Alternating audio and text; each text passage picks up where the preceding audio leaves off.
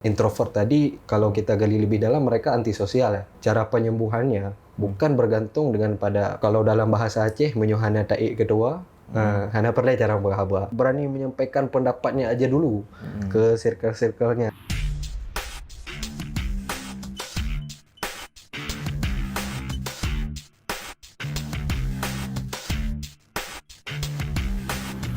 Oke, Bang Hadi, jadi kita nih mau bahas tentang public speaking ya, teman-teman. Kita akan bahas public speaking. Penting banget namanya public speaking. Nah, Bang Hadi, menurut Abang nih udah jalanin untuk di bidang public speaking ini apa aja yang udah Abang dapatkan dan apa yang perlu teman-teman muda ini lewati gitu, Bang, dari public speaking. Oke, terima kasih sebelumnya untuk tim Jambu Kreatif ya. Baik Iksan selaku moderator, terus juga teman-teman ya behind the scene ya. Betul, betul. Ngomong-ngomong soal public speaking nih teman-teman ya.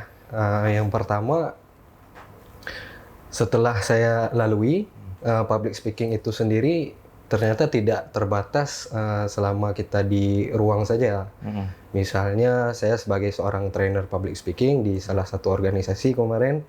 Nah, setelah saya keluar dari ruangan itu atau setelah selesai trainingnya selesai, saya menimbang dan melihat ternyata public speaking itu bukan hanya di situ jangkauannya, tetapi ketika di luar ruangan, ketika di luar kampus ya, ketika di luar organisasi dan sebagainya, di luar wadah-wadah seperti itu, saya rasa public speaking itu perlu. Nah, mengingat public speaking yang namanya kan, yang namanya ada kata public dan ada kata speaking. Dan yang perlu saya tekankan di sini kata speaking itu sendiri.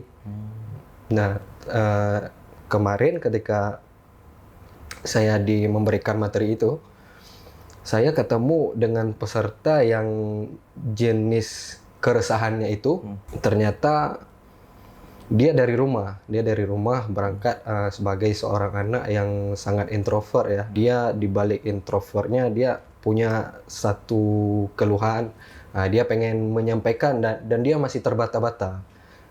Alhasil peserta itu saya panggil, saya libatkan dalam proses training. Oh, berarti dia ada suatu keluhan dari dalam diri dia karena dia nggak pintar public speaking, istilahnya nggak bisa berbicara, dia kaku, istilahnya apa yang mau dia sampaikan nggak tersampaikan gitu, Bang. Betul. Ya. Oh, gitu. Dan itu kalau di generasi Z sekarang lebih familiar dengan istilah introvert ya. Introvert, iya betul-betul. Nah, menurut psikologi sendiri, saya kebetulan punya satu buku tentang itu, judulnya Psikologi Abnormal.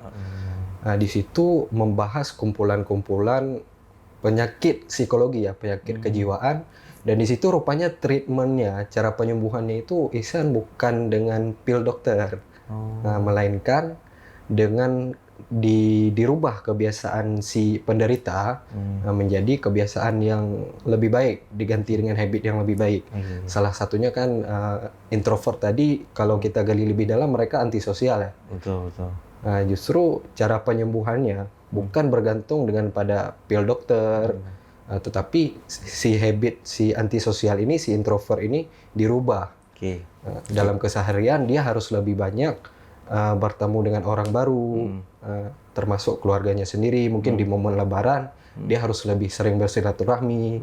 Dari belum punya komunitas dia harus join komunitas dan sebagainya. Nah, tujuannya di situ adalah melatih speakingnya dia. Ya. Oke, Bang. Berarti kan langkah utama nih seorang introvert atau seorang yang tidak berani ketemu banyak orang atau tidak berani untuk speak up itu, apa langkah pertama dia? Mungkin kalau ketemu banyak orang semua, misalnya kayak terlalu banyak orang kan dia juga kaget gitu. Misalnya, apa langkah utama untuk seorang ya introvert ini untuk dia bisa keluar dari itu? Apa perlu pelan-pelan? Kayak tadi kan pakai pil dokter nggak bisa. Berarti apa langkah menurut Abang tuh langkah pertama dia yang bisa dia lakukan, Bang? Yang untuk orang introvert tuh ya. Aku baru tahu itu misalnya. Ya juga ya kan, nggak mungkin kalau misalnya orang sakit mungkin depresi. Dikasih obat apa gitu kan, tapi dia banyak lagi pikiran, mungkin dia dikasih obat tenang apa gitu. Tapi kalau orang introvert kan ya obatnya gimana gitu kan. Saya juga. Nah, dan itu pun sebelum saya jawab ya, pertanyaannya bagus memang ya. Jadi sebelum saya jawab, saya tarik ke belakang. Kenapa orang antisosial pengobatannya itu bukan dengan pil, bukan dengan pil dokter, tetapi dengan diganti habitnya. Karena ketika kebiasaan, ketika diberikan pil, justru dia nggak sembuh itu antisosialnya, melainkan menjadi ketergantungan. Nah, jadi langkah pertama tadi ya, Iya, langkah pertama. sebagai seorang yang introvert, sebagai seorang yang antisosial ya. Jadi ketika dia sampai ke komunitas atau bertemu orang banyak, mungkin sebelum langsung menyampaikan idenya ya, menyampaikan pendapatnya, dia sesimpel menyapa orang dulu. Karena kalau langsung menyampaikan ide kan, tidak semua keadaan ketika kita bertemu orang baru kan langsung diskusi yang topik-topik berat. Betul. Sesimpel dengan menyapa orang-orang di sekelilingnya, memberikan pujian dan sebagainya, tertarik mendengarkan. Nah, pelan-pelan Ihsan mental kepercayaan dirinya tumbuh dari situ. Nah, dari treatment tadi yang disampaikan dalam buku yang sama, Psikologi Abnormal, bahwa dengan kebiasaan dia menyapa orang baru, nah perlahan itu menjadi menyatu. Kebiasaan public speaking itu menyatu dengan dia. Iya. Betul. Tapi yang bahasa kita kalau duduk di warung kopi atau enggak di sosial lah kayak Bang bilang tadi dimanapun, istilahnya tuh ini basa-basi. Yes, ada nggak Bang, maksudnya Bang basa-basi pertama yang perlu kita keluarkan untuk seorang biar public speaking kita tuh dikenal, oh ini bagus kayak gitu. Termasuk untuk orang introvert tadi, ya kan? Apa nih istilahnya? Oh, pertama kali ya Pak, kalau tanya nama oke lah. Atau enggak basa-basi tanya dari mana. Itu bagus nggak menurut kita seorang public speaking menanya basa-basi dari mana atau enggak basa-basi yang itu. Kemarin juga ada dibahas sama Dokter Tirta, mungkin basa-basi yang seperti itu nggak perlu ditanya lagi. Ada nggak istilahnya basa-basi yang langsung menjelaskan kita nih ini pintar dia public speaking atau enggak ini dia bisa untuk diajak bicara kayak gitu. Lebih dalam galiannya gimana tuh Bang? Oke. Dokter Tirta itu sendiri dia kan di Twitter juga viral ya. Betul. Sering menyampaikan opini-opininya kan. Jadi kalau untuk pertama kali memulai, misalnya ketemu orang baru, menurut saya pribadi tidak ada pakem khusus ya. Nggak ada pakem khusus. Misalnya kalau mau nanya nama, mau nanya tempat tinggal, kan data tentang orang itu saya belum punya di sana. Tapi kualitas bagus itu sendiri seseorang jago ngobrol, jago public speaking.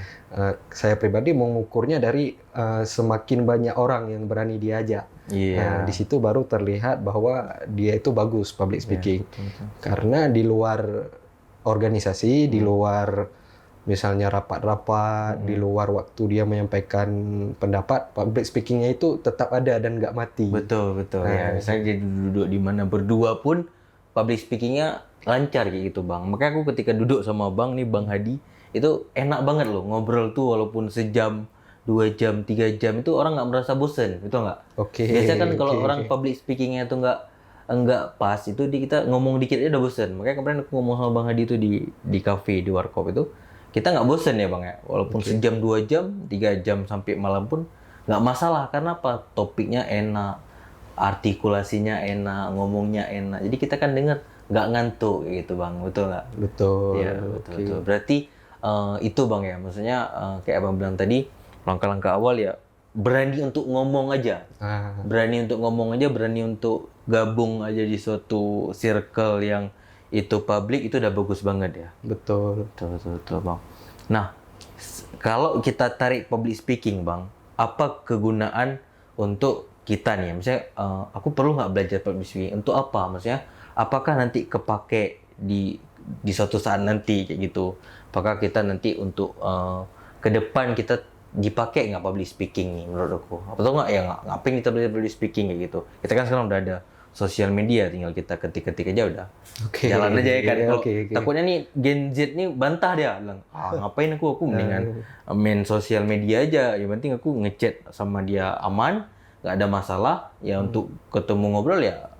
Nah kan banyak sekarang anak-anak kita Bang duduk itu malah lebih sering kita berkomunikasi dengan HP. Misalnya duduk pun kadang orang main HP kayak gitu. Nah apa nih Bang menurut Abang, gimana nih? Kenapa harus penting public speaking itu menurut Abang? Oke, poinnya itu ya. Poinnya itu. Kenapa Karena harus? kan ya kendalanya itu dan mereka nanti membantah nih. Mendingan ya aku selama ini komunikasi dengan kawanku baik-baik aja. Secara online, secara WA baik-baik aja gitu. Nah, mungkin ketemu ya canggung-canggung dikit ya biasa kayak gitu. Nah, Siap. itu cara membantah anak-anak Gen Z nih gimana menurut Bang? Oke, oke. Berarti kalau tentang itu kenapa perlu public speaking ya? Iya betul. Saya ambil pengalaman saya aja deh ya, karena betul. kalau orang lain kan saya nggak punya data banyak ya terkait tentang itu.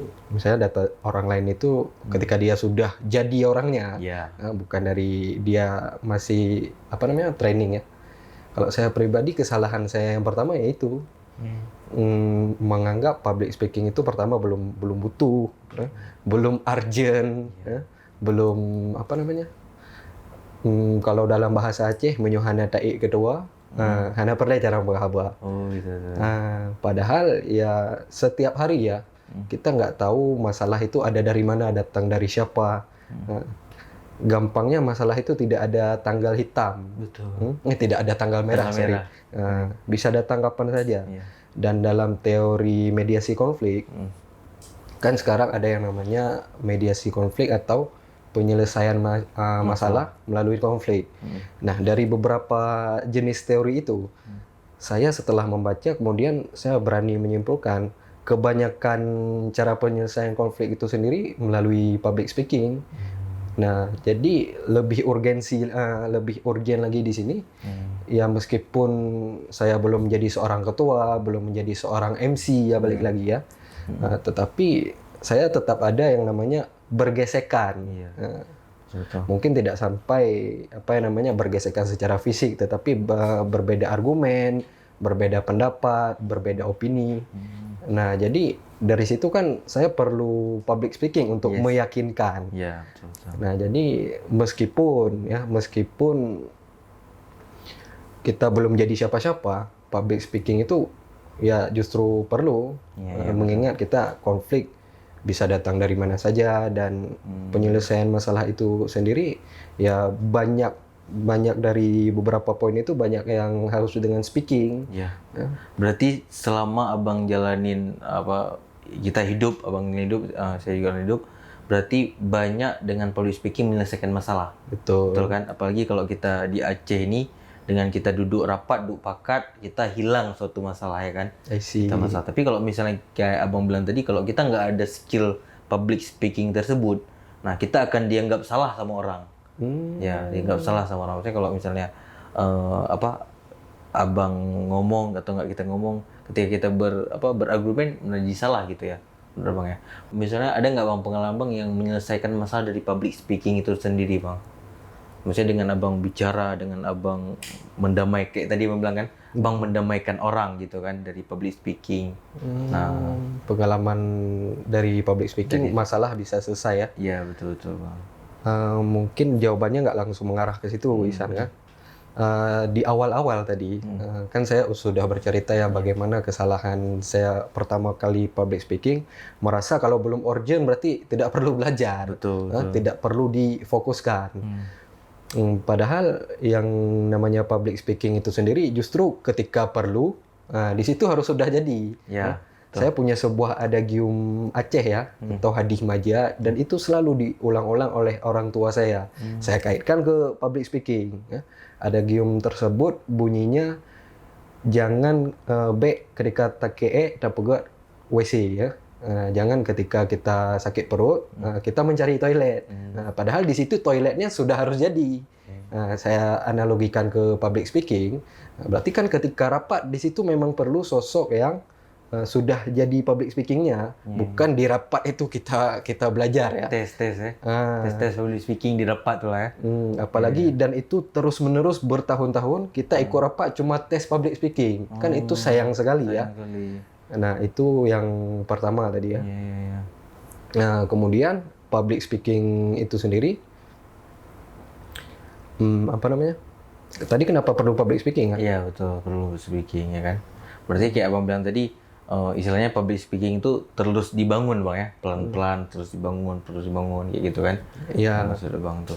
Oke Bang, ada nggak Bang, selama Abang bicara kayak gitu, orang yang ini sorry to say di lingkungan abang dia bukan pintar public speaking tapi pintar ngomong. Dia ngomong aja. Kalau bahasa kita nih dia bacot terus tapi nggak ada isinya. Nah itu kayak mana tuh bang? Bedain orang yang pintar public speaking sama orang pintar ngebacot kayak gitu. Oke. Nah itu kan menarik itu kan. Iya, Ya kan? iya. Jadi banyak sekarang tuh bang. Misalnya orang tuh dia ngomong panjang, dia ngomong A to Z, dari dia ngomong sampai ujung-ujung dia ngomong terakhir. Jadi kita kalau ngopi atau nggak duduk di suatu tempat tuh dia yang pegang mic-nya. Kita hanya mendengarkan, tapi isinya nggak ada.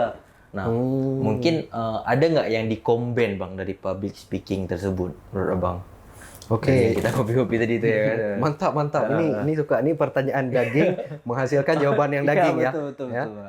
Karena ada dalam teori public speaking sendiri dan juga teori jurnalistik ya. Kadang-kadang kenapa ketika kita nanya ke orang jawabannya nggak puas gitu. Iya. Dan itu tergantung pertanyaannya Isan. Dan kayak tadi ya betul kayak merefresh lagi kepala saya ya. Iya. Dan ini kebetulan jawabannya masih nyambung sama pertanyaan yang sebelumnya ya. Mengenai public speaking itu sendiri, di awalnya saya mengira public speaking itu sebagai ilmu yang terpisah dari cabang-cabang ilmu yang lain. Soft skill. Iya, soft skill. Maksudnya public speaking sendiri, ketika udah bisa public speaking, nggak perlu belajar ilmu yang lain. Nah, di tengah jalan Isan, ketika saya bisa public speaking aja, tapi nggak mengcombine ya bahasa Isan tadi, tidak menyatukan dengan ilmu yang lain. Hasilnya kita pintar ngebacot. Oh gitu. Tong kosong nyaring bunyinya kan. Betul. Balik lagi ke situ. Ya ketika dalam public speaking kan, terutama bagi orang yang menulis ya, ada yang namanya point, reason, example, point. Itu dalam kita menyampaikan sesuatu. Saya menemukan istilah itu ketika di menulis. Bagaimana cara seseorang ngobrol, kan ada nih Isan ngomong macam-macam deh. Isan orang ngomong sama Isan ngomong sama orang kan. Ada yang kayaknya daging banget ya. Kita kok dengerin enak banget, tapi yang kita dengerin ngangguk-ngangguk lagi. Tapi ada yang dengerin kita apalah isinya, kita nggak ngerti apa yang dia ngomong kayak gitu. Kayak bilang tadi bacot terus nggak ada isinya atau enggak dia ngomong ngelantur gitu kayak gitu kan. Emang dia pinter ngomongnya. Mungkin tuh suatu public speaking atau kayak kita ngomong tadi perlu di-combine dengan yang lainnya kayak gitu bang. Menurut bang gimana tuh? Ya gitu ya. Yang dari apa tuh? Yang tipe kedua ini yang sebaiknya kita hindari. Kita hindari ya. Berarti dia kayak benar tadi tong kosong bunyi nyarinya ya. Tong kosong nyaring bunyinya. Nggak ada isi ya. Gitu. Jadi setelah kita berani ngomong nih, kan tahap selanjutnya kan, kita nih udah berani ngomong. Kita jangan lupa combine itu dengan omongan kita yang berisi. Nah, dalam menulis, dalam membaca buku itu ada yang namanya pola kalimat disebut dengan point, reason, example, point. Nah, itu gimana ya bang? Coba bang buat contoh biar teman-teman pada ngerti nih kan. Coba penjabarannya. Point itu berarti opini. Nah, itu baris pertama, line pertama. Oke, opini dulu ya. Opini. Setelah poin yang pertama itu, kita pasti ada reason. Kenapa seorang Isan bisa yakin ke pendapat itu? Iya, pendapat itu ya. Ya itulah lapis selanjutnya reason. Alasan. Ya alasan. Karena bla bla bla bla bla bla misalnya kan. Nah, dikuatkan lagi dengan example, lapis ketiga. Oke, contohnya. Oke, boleh nggak misalnya contoh berarti opini tentang apa? Tentang ngopi. Contoh apa bisa nggak nih? Contoh buat contoh dari obrolan public speaking yang daging tadi dari opini, dari langsung ke reason. Example coba ada nggak bang satu yang mungkin abang teman-teman biar bisa tahu nih kayak gitu dari misalnya opini dari penjabaran poin tadi langsung ini ya misalnya poinnya public speaking itu penting. Nah reasonnya itu bisa macam-macam Isan. Salah satunya penting untuk anak yang introvert. Oke, betul. Example-nya bisa hal itu dijabarkan dalam buku Psikologi Abnormal bahwa tidak semua penyakit, apalagi penyakit yang sifatnya antisosial, itu bisa sembuh dengan pil, tetapi dengan diganti habitnya. Nah, kan dari 3 lapis tadi itu kan sudah terlihat, sudah kerasa ya di teman bicara atau lawan bicara itu sudah kuat, sudah daging. Nah, terakhir kita tutup lagi dengan poin menguatkan opini yang pertama, bahwa Karena tidak semua penyakit sembuh dengan pil, apalagi penyakit-penyakit yang harus bisa sembuh itu dengan treatment, dengan diganti kebiasaan nggak baiknya diganti oleh yang mengobatinya, dikasih habit yang justru mendukung hilang antisosialnya. Iya. Makanya public speaking penting. Itu lapis terakhir. Jadi 4 lapis dia. Oh iya. Lebih kuat lah Bang ya. Jadi pas kita ngomong tuh nggak langsung ke alasannya atau nggak ke contohnya. Ini kemarin ada orang belajar public speaking, dia nggak ngangkat ke contohnya dulu atau nggak ke apa yang dulu kayak gitu kan Bang kan. Kayak tadi poin-poinnya Bang sampaikan kayak gitu. Oke Bang, itu menarik gitu. Mungkin teman-teman ya bisa praktek di rumah. Atau nggak ya di warung kopi atau di mana kalian pakai tuh rumus itu Bang ya, rumus-rumus yang di sharing sama Bang Andi tadi. Oke Bang Adi, gini Bang, ada nggak Bang istilahnya Abang ini ketika dengan public speaking ini itu bisa mendamaikan suatu masalah atau suatu keadaan gitu Bang dengan public speaking? Ada. Dan lagi-lagi ya ini masih nyambung dengan jawaban pertanyaan sebelumnya ya. Nanti ketika misalnya saya udah terlalu jauh diingatkan aja. Siap. Bahkan dari orang yang yang menurut Ihsan itu dia cuma bacot aja, pintar bacot. Nah, saya justru ketemu yang berbeda dari yang Ihsan tadi ketika saya ngobrol sama orang, public speaking dan segala macam, baik di warkop kan. Ada tipe orang yang begitu, dia tidak lengkap unsur PREP tadi, point, reason, example, point. Sehingga kadang-kadang ada pasti Ihsan ketemu, dia ngomong, tapi dia bisa dibantah. Lemah argumennya. Karena setelah saya cari tahu, rupanya dari 4 lapis tadi dia nggak lengkap. Kadang-kadang habis beropini, dia cuma nyebut alasan, tetapi dia tidak punya contoh. Nah, ketika tidak punya contoh, ada orang yang lebih lengkap. Dia lengkap 4 susunan tadi.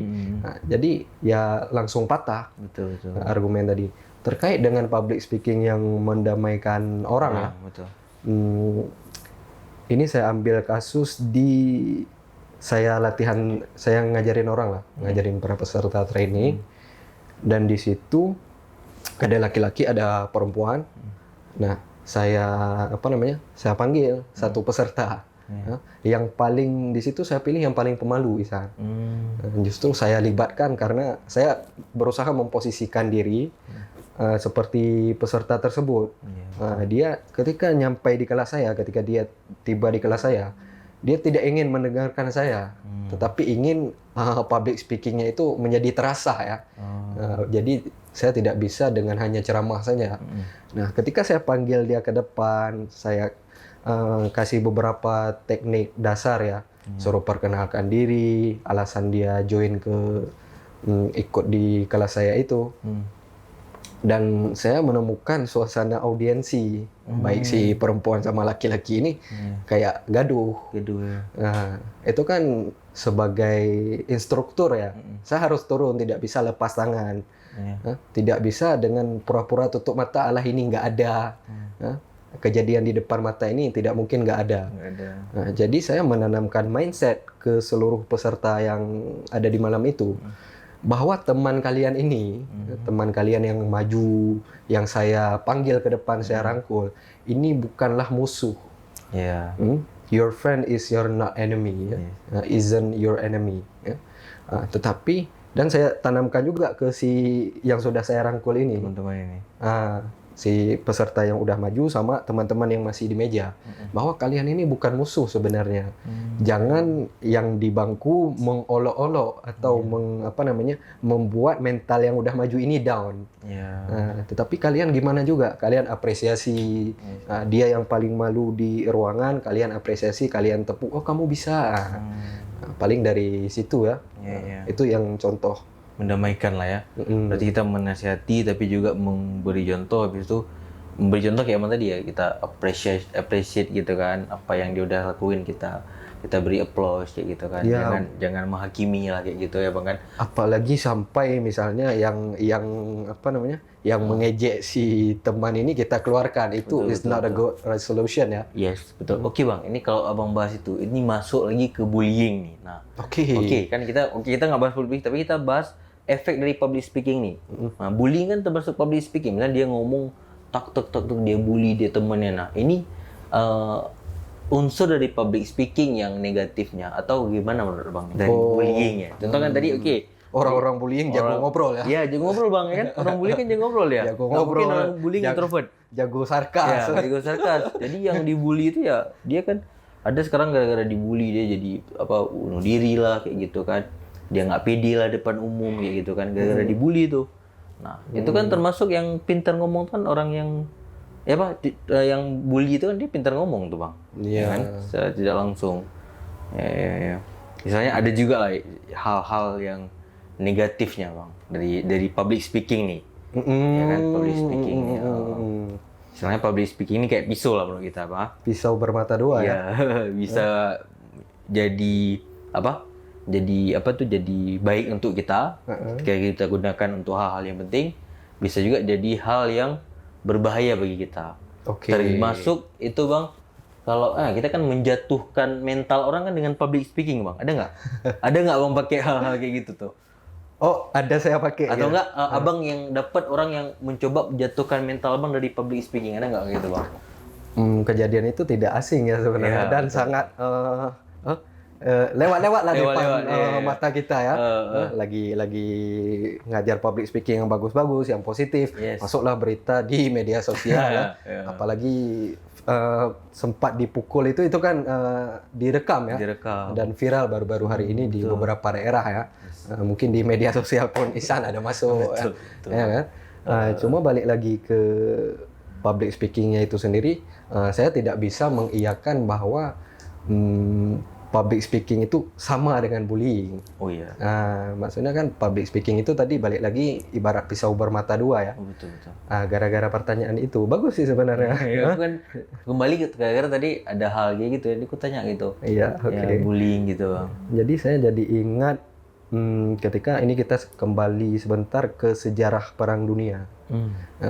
Sebelum Perang Dunia Kedua, Ihsan, itu kata propaganda sebenarnya netral. Kata propaganda. Artinya kekuasaan saat itu dia mempengaruhi rakyat. Jadi sebelum ada Nazi, sebelum ada Hitler dan Perang Dunia Kedua, kata propaganda itu netral. Artinya ada orang menggunakan propaganda ya untuk hal-hal mendidik ya. Anak dari belum mau belajar, belum tumbuh minatnya belajar, menggunakan propaganda, menggunakan ajakan-ajakan yang bagus ya.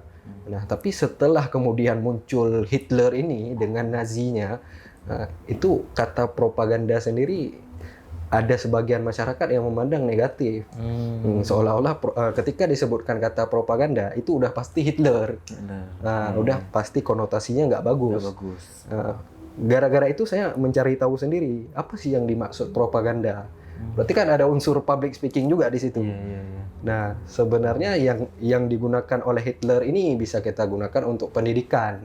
Justru untuk melawan kampanye bullying itu sendiri. Ya. Kita udah paham public speaking.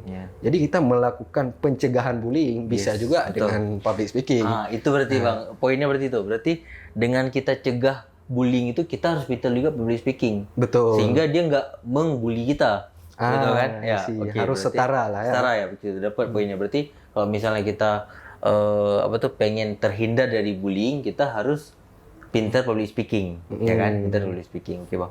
Ini, Bang, dalam public speaking itu, ini kita udah selesai ya bahas yang masalah negatifnya. Mungkin kita akan bahas masalah yang dagingnya sendiri. Ini dagingnya sendiri. Public speaking itu, Bang, perlu nggak, Bang, bahasa tubuh tuh? Ya kan? Kalau aku lihat tuh ada beberapa public speaker, contoh kayak yang kakaknya Helmi Yahya, One Billionaire. Oke. Kakaknya One Billionaire tuh. Siapa kakaknya? Kakaknya Tanto Yahya. Ya. Who wants to be a millionaire? Yes, jadi kan itu keren banget, Bang. Cara dia ngomong ya kan, public speakingnya bagus, terus bahasa tubuhnya juga aku suka. Kita nggak cuma bisa harus pintar ngobrol, tetapi argumen kita harus berisi dan harus daging ya, agar ketika kita buka jangan cuma tong kosong nyaring bunyinya. Berarti tahap selanjutnya dari itu, saya rasa perlu untuk bahasa tubuh ya. terutama bahasa tubuh, percaya diri. Balik lagi ke si bullying. Kenapa korban-korbannya ini merasa down? Yes. Kadang-kadang si bullying ini melihat momen. Dia cenderung mencari momen di mana untung dia itu lebih besar dari si korbannya. Misalnya di forum, di tempat umum, sehingga si korbannya ini butuh waktu lama, tidak bisa membalas saat itu juga, Ihsan. Jadi itu kalau sisi negatifnya. Tapi ketika kita ambil dari sisi positif, justru public speaking itu orang, terutama netizen, audiens, itu tidak hanya melihat apa yang kita sampaikan.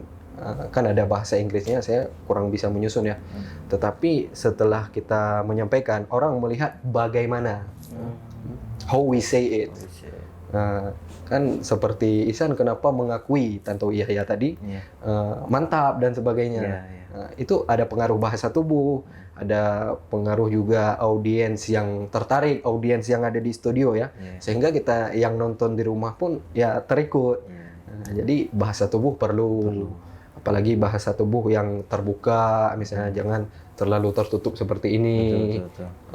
Justru di pelatihan training, ketika saya waktu itu pernah mentraining anak-anak sekitar umurnya dari SD sampai SMA, itu saya justru tidak bisa dengan metode ceramah, tetapi bahasa tubuh yang saya gunakan saat itu adalah memang saya bawa PowerPoint, bawa apa namanya tuh untuk ditampilkan di Infocus. Tapi saya tidak bisa merasa puas dengan itu, Ihsan. Saya harus juga merangkul mereka, mengajak beberapa peserta ini tidak hanya duduk dari awal sampai akhir seperti itu, tapi saya libatkan, saya berdirikan mereka, saya kasih apa pertanyaan-pertanyaan, dan bahasa tubuh saya saat itu agar terlihat percaya diri public speaking, ya saya mondar-mandir. Mana lagi nih kira-kira peserta yang belum saya influence, yang belum saya, yang kira-kira belum meresap nih materinya. Untuk mengecek itu saya harus keliling satu persatu. Dari yang paling berani sampai yang paling pemalu sekalipun, tidak ada pembedaan ya. Jadi ketika saya merasa saya di training, saya justru terbantu dengan bahasa tubuh itu. Kadang-kadang kan peserta ini terbagi dia. Ada yang sudah cukup dengan PowerPoint, ya. Ada yang namanya kinestetik auditory ya. Cuma saya nggak akan kupas banyak itu di sini. Ada peserta yang cukup dengan melihat gambar-gambar. Mungkin itu terbantu dengan PowerPoint saya.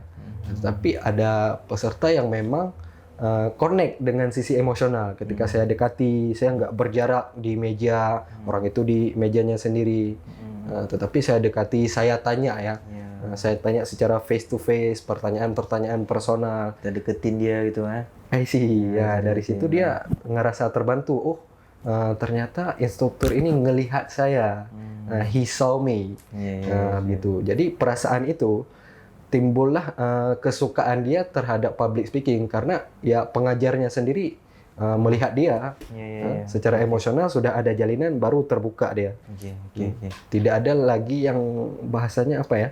Tidak ada lagi sekat. Tidak ada lagi jarak ya. Dia dari pemalu jadi berani bertanya. Jadi ketika terlibat pun dalam proses mengajar, proses kelas public speaking, dia tidak merasa seperti dipaksa. Kurang lebih begitu sih. Berarti balik ke poinnya, bahasa tubuh itu sangat berpengaruh. Sangat penting, berpengaruh. Berarti kalau hanya kita ngomong dengan di satu sisi aja, kita nggak menguasai panggung, kita keliling sana ke sana, kita tunjukin, kita gerakin tubuh kita, itu kurang menarik untuk audiens, Bang ya. Ya, Tanto Yahya dulu gitu juga nggak sih? Dia gerak atau gitu kan, dia matanya atau apa, dia geraknya tuh dapet.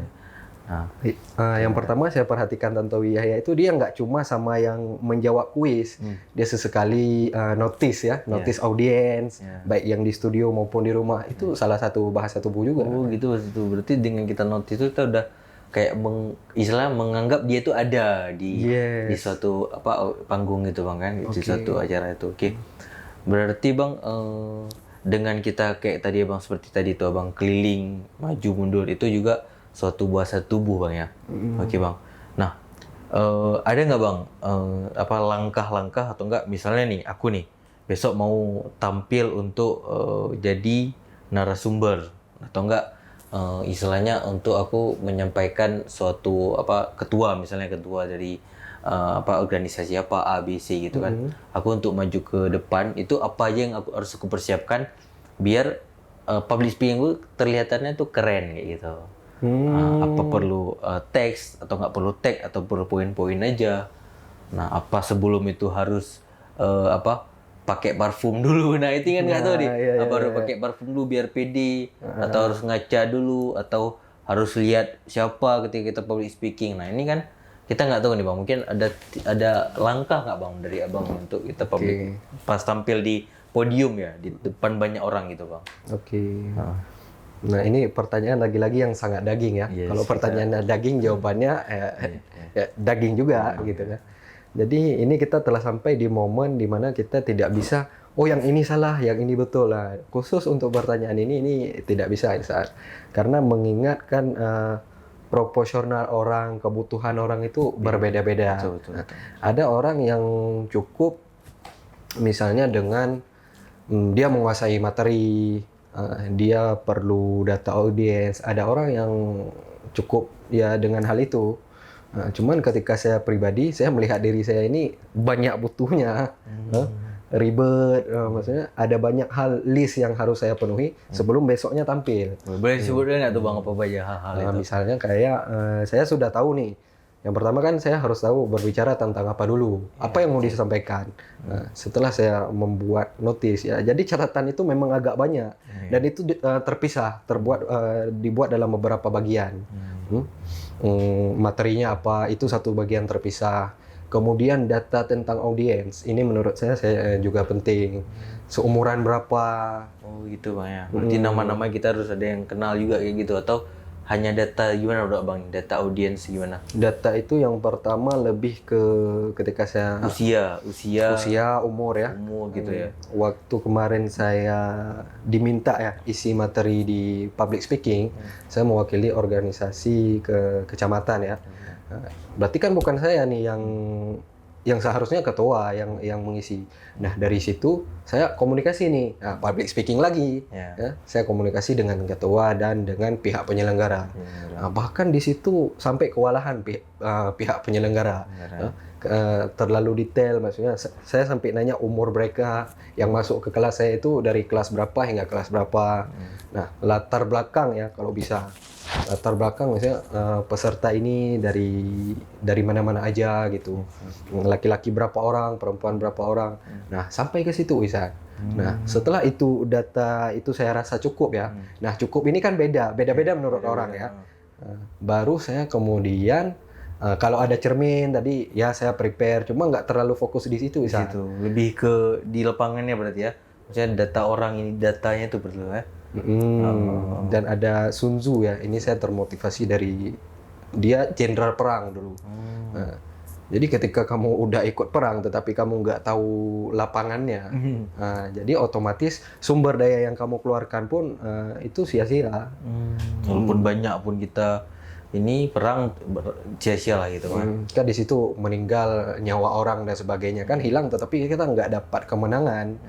Cuma balik lagi ke konteks public speaking. Nah, jadi ketika saya merasa ini diri saya lebih banyak butuhnya terlalu ribet lah ya. Setelah saya latihan di kaca, saya masih cari tahu tuh apa kira-kira yang belum terlengkapi ya. Kadang-kadang harus di setelan, di fashion itu harus perhatikan juga. Karena ketika saya sampai di dalam kan yang pertama ini saya harus dapat attention-nya. Yes, orang semua bertuju ke Abang nih. Ada ratusan orang kan bertuju ke satu orang kan untuk melihat kayak gitu kan. Terutama misalnya first impression-nya bagaimana gitu ya kan. Oke, first impression sangat Gen Z sekali. Kan? First impression pas ini siapa nih ini kayak gitu kan. Ini keren nih pembicaranya nih kan. Ceria orang kayak gitu kan. Itu kan juga perlu Pak ya Bang. Nah, kan dari kenapa penampilan itu saya rasa penting ya. Dari sana ketika saya udah masuk ke ruangan, Orang boleh bilang di atas kertas ya bagus. Don't judge book by the cover. Jangan lihat orang dari penampilannya. Tetapi itu cuma di atas kertas, cuma di pepatah-pepatah warung kopi ya. Betul. Nah, tapi ketika saya menghadapinya langsung, justru ya dari penampilan itu sangat dinotis. Dan sangat diingat ya. Apalagi ketika ada tipe orang nih Isan, yang justru sampai bau aroma parfumnya itu dia spesialkan. Ada kadang-kadang pengajar public speaking yang sampai ke situ detailnya. Dia pakai aroma yang itu aja, jadi ketika orang nyampe itu, ataupun dia nggak ada lagi nih di tempat atau dia mencium aroma itu di tempat lain, dia langsung notice si public speaking yang pengajar tadi. Dan itu tidak salah sebenarnya. Betul. Bang, berarti parfum, nah istilahnya dengan style kita juga itu perlu banget Bang ya, dengan istilahnya untuk orang tampil di itu Bang ya. Oke Bang. Apa namanya itu Bang? Itu berarti langkah-langkah yang perlu kita terapkan lah Bang ya di podium ya, di podium Bang. Ini enggak Bang, ada nggak misalnya ketika kita ngomong tuh kita lihat, aku pernah Bang, aku juga ketika ngomong itu ada satu yang aku lihat tuh dia kayak nggak intention, kayak nggak respect sama kita. Nah, itu gimana cara menghindar ya Bang? Pernah nggak Abang ngalami ketika kita public speaking ya? Misalnya kita lagi rapat semua ada berapa, ini ngantuk nih, ini yang pojok nih kenapa ngantuk? Aku pernah juga ngajar kayak gitu. Misalnya ini kenapa ngantuk nih? Apa yang salah dari aku langsung nanya nih. Apa yang salah dari aku? Apa ada yang kurang? Itu ada nggak Abang rasain kayak gitu? Ketika kita ngajar atau di tempat kita jadi jadi instruktur lah. Isan kan ngajar kelas ya. Iya betul kayak gitu kan. Nah, apa yang mungkin pernah nggak Bang rasain kayak gitu? Sebelum saya jawab, waktu itu Isan ngapain ketika lihat yang ngantuk gitu kan? Iya. Pertama ya karena kita istilahnya nih profesional ya, misalnya nggak mungkin kita bangunin karena orang ini mungkin yang Ihsan sampaikan merasa kayaknya kurang cocok kayak gitu, atau enggak yang kita sampaikan merasa kurang kena sama dia, atau dari dia sendiri yang ada masalah. Nah jadi aku nggak mikirin problem dari dia, aku mikirin problem dari aku nih. Apa yang salah dari aku nih kayak gitu. Ketika aku ngomong dia ngantuk, apa yang salah? Apa nggak menarik? Materi dari kita kayak gitu ya kan. Nah kayak gitu. Berarti sangat stoik ya dirimu. Stoik sih. Betul. Filsafatnya ke situ Bang ya. Filsafatnya ke situ. Stoik banget ya. Kalau ada masalah lihat ke dalam dulu ya. Betul. Ketika kita ada aku kayak gitu Bang, misalnya di sebalik public speaking ada background kita yang sendiri ya kan. Misalkan perlu memang public speaking. Kayak kita bilang tadi, kita combine dengan self improvement kita, diri kita nih kayak gitu.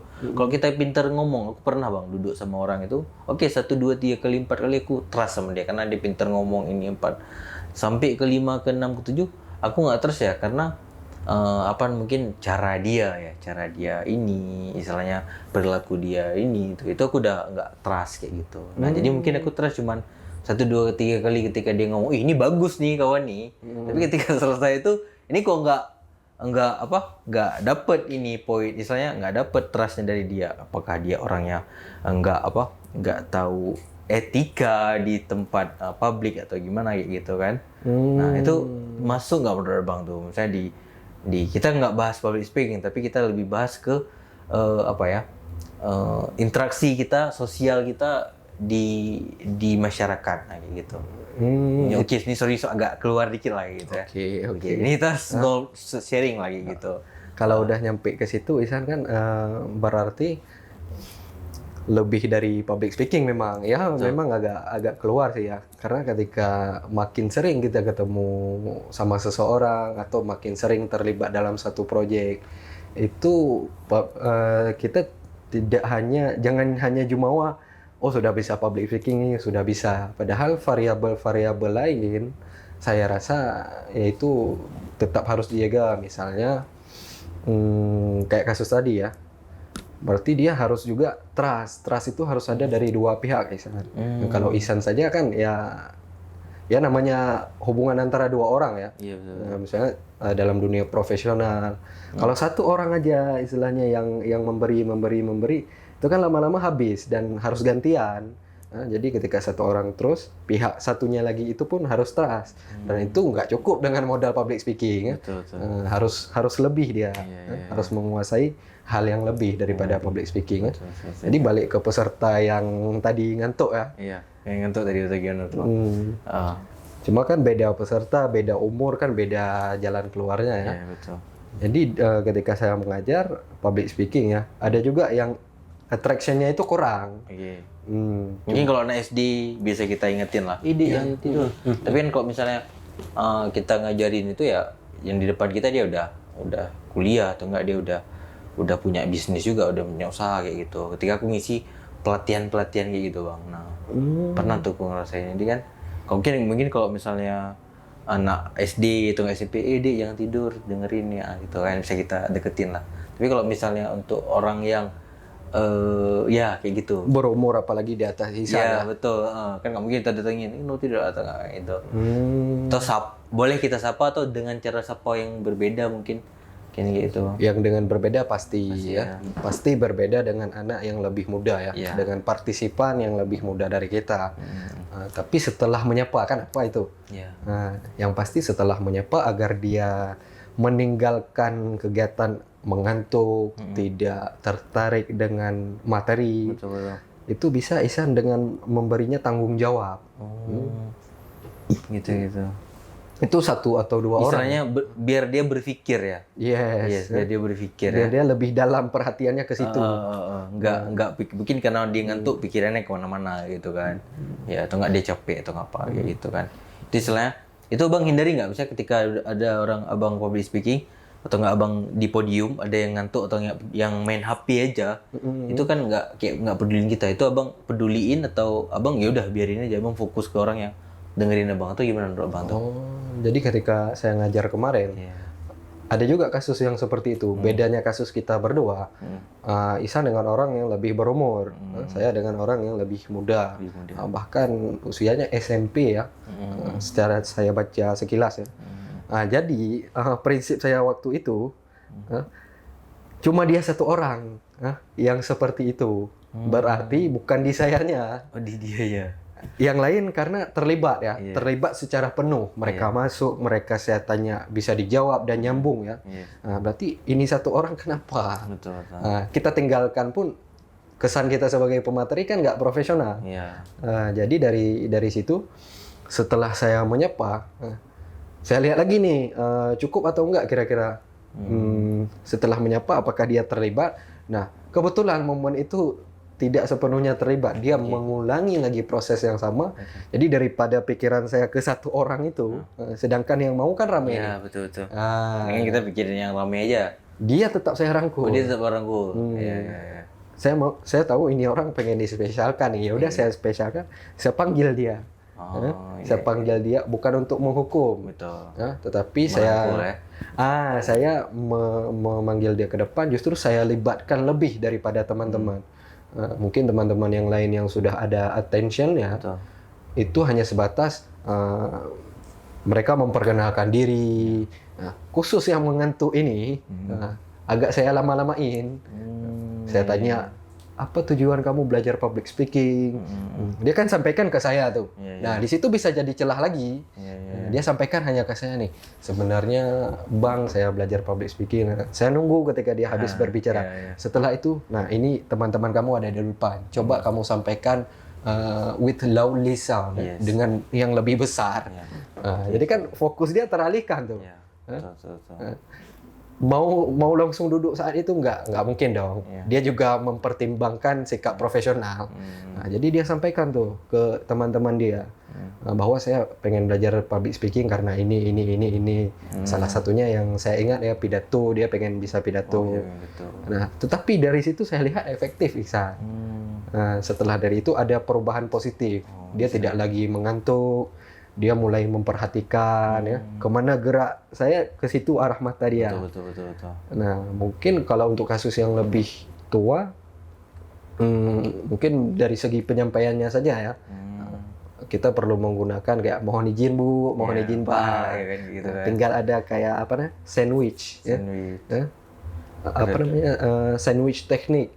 Nah, kita nggak bisa langsung ke inti nih. Halus ya. Nah, kita sampaikan mohon izin dulu, itu roti di atas. Iya. Mohon izin Bu, habis itu ada daun selada lagi kan. Iya. Kita basa-basi dulu sebentar, baru kita masukkan dagingnya. Oh. Jadi kita arahkan ke tujuan Ihsan waktu itu mengajar apa. Nah, baru kemudian ditutup lagi dengan roti terakhir. Oh gitu. Gitu ya Bu ya, saya permisi. Nah, seperti itu. Makanya disebut generasi sandwich generasi itu ya. Yang perlu berlapis itu gimana tuh? Generasi sandwich itu Beda atau beda? Sekilas pengertian Google ya. Iya. Dia secara finansial harus harus membiayai dua generasi nih.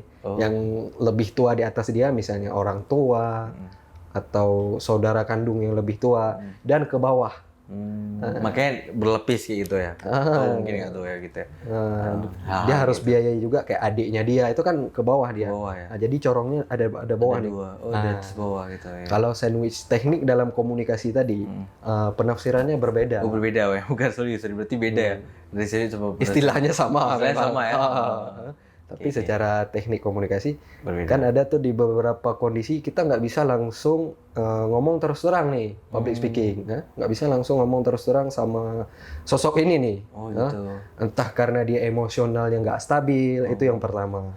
Yang kedua, posisi dia mungkin lebih tinggi dari kita. Baru bisa kepake nih teknik sandwich tadi. Jangan langsung kita tembak langsung. Betul.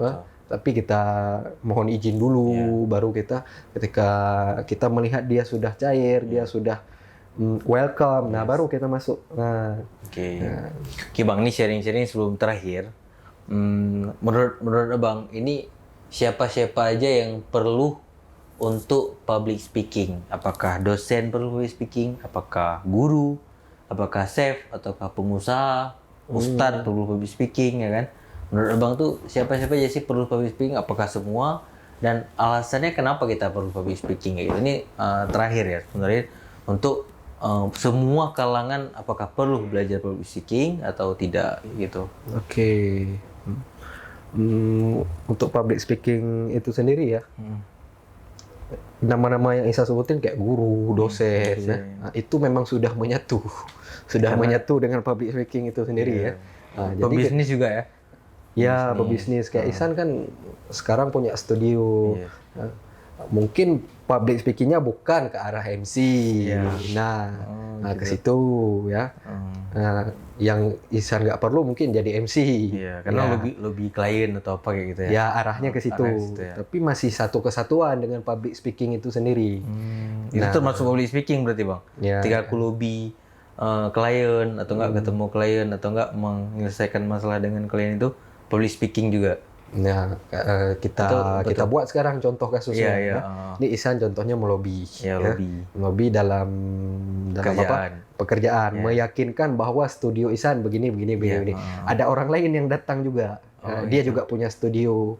Nah, kan Ihsan nih pernah dapat kasus kenapa dari banyak pelobi itu ada yang diterima, ada yang enggak. Balik lagi public speaking-nya salah satunya yang mempengaruhi ya. Bagaimana dia menjual idenya. Dalam menjual konsep sehingga yang sasaran kita ini tertarik.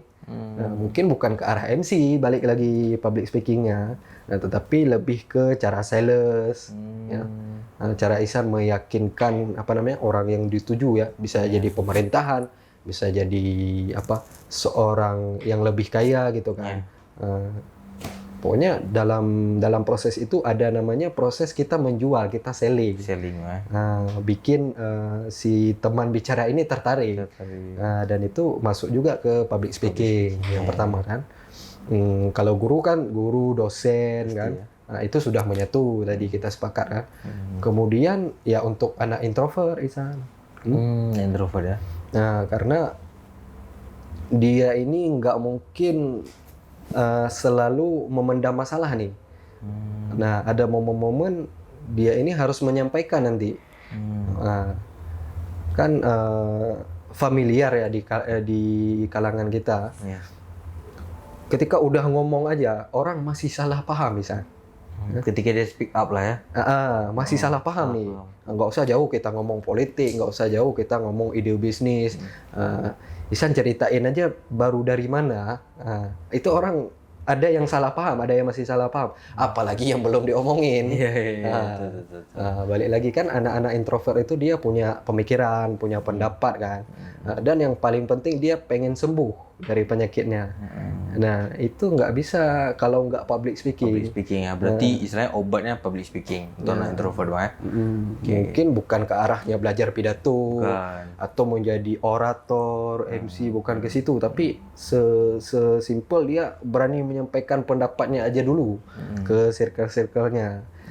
Baru nanti ketika dia jadi MC itu tahap lanjut. Iya. Nah, setelah dia public speaking, oh ada ya yang dengar ide aku. Nah, jadi dia pengen lebih Iya. karena udah puas di titik ini. Betul. Ya, udah dapat orang yang dengar dia. Iya. Jadi dia pengen tahap lebih, dia pengen dari public speaking dia udah kerasa manfaat. Iya. Jadi dia pengen stay di public speaking. Public speaking. Baru dia pilih bidang. Mau jadi MC kah? Iya. Mau jadi ketua organisasi kah, di mana dia di situ wadah dia untuk public speaking. Lebih banyak ya. Nah, dari situ. Iya Bang, menarik. Berarti memang semua orang kayaknya perlu public speaking ya Bang ya. Ya. Untuk semua orang aja perlu. Berdasarkan data Berdasarkan data dan keperluannya masing-masing gitu Bang ya. Ya. Oke Bang, ini kita dari tadi ngobrol terus sama Bang Hadi Irfandi. Boleh nggak Bang nih sharing-sharing ke teman atau nggak Abang ini backgroundnya apa nih Bang? Kayak gitu kan dari tadi mungkin atau teman-teman ini aku pengen ketemu sama Bang Hadi nih, pengen belajar lagi public speaking lebih jauh.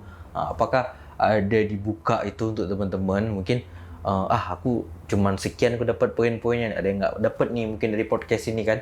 Nah mungkin bisa nggak nih Bang sharing-sharing tentang Abang atau nggak background Abang pada teman-teman, atau teman-teman memang nanti mau kalau emang mau sharing itu bagaimana atau ketemu atau gimana kayak gitu kan. Nah background Abang nih selama Abang public speaking nih apa aja nih gitu, di mana-mana aja Bang kayak gitu. Boleh Bang sebutin, ini kita kan boleh sebutin apa organisasi apa bebas kayak gitu. Oke. Iya. Saya waktu itu dipercaya ya menjadi pemateri public speaking melalui organisasi kecamatan, kemudian tingkatan training ini diikuti oleh peserta-peserta dari kabupaten, ya. Jadi itu di situ campuran, tidak dari kecamatan saya saja. Namun untuk ketemu lebih untuk sharing ya, itu tidak terbatas harus dari organisasi. Itu bisa ke Instagram mungkin ya, atau bisa tidak perlu ramai lah Ihsan kan. Bisa diajak ketemu di mana, di warkop ya, di warkop, di cafe, di mana gitu ya. Justru public speaking ini dalam memberikan materi justru sedikit lebih intens daripada sekali ketemu itu banyak, nanti nggak tercover semua. Iya betul, saya privat lah gitu ya, berapa orang aja lah ya. Iya. Mungkin teman-teman yang mau sharing lanjut tentang public speaking ya Bang ya, teman-teman bisa nanti di bawah nanti kita taruh Instagram langsung dari Bang Hadi, jadi teman-teman bisa langsung follow IG-nya Bang ya. Kita taruh di bawah ya. Nah, jadi teman-teman perlu belajar lagi mungkin Bang untuk public speaking ya Bang kan, karena kita emang aku sendiri mungkin di balik kameranya aku banyak banget belajar dari Bang Hadi nih tentang public speaking, bagaimana jadi host ini kan public speaking Bang ya. Asli. Makanya aku harus banyak belajar lagi. Setelah ini kita akan ngopi-ngopi lagi mungkin sama Bang Hadi ya, untuk kita belajar lagi tentang public speaking. Perlu banget di Bang public speaking Bang.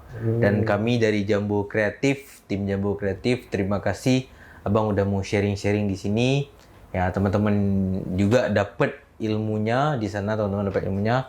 Mungkin bisa langsung praktek ya. Mungkin kalau ada pertanyaan yang belum terjawab di podcast ini bisa langsung tanya ke Bang Hadi. Terima kasih banyak untuk Bang Hadi. Nama lengkapnya Bang? Hadi Irfandi.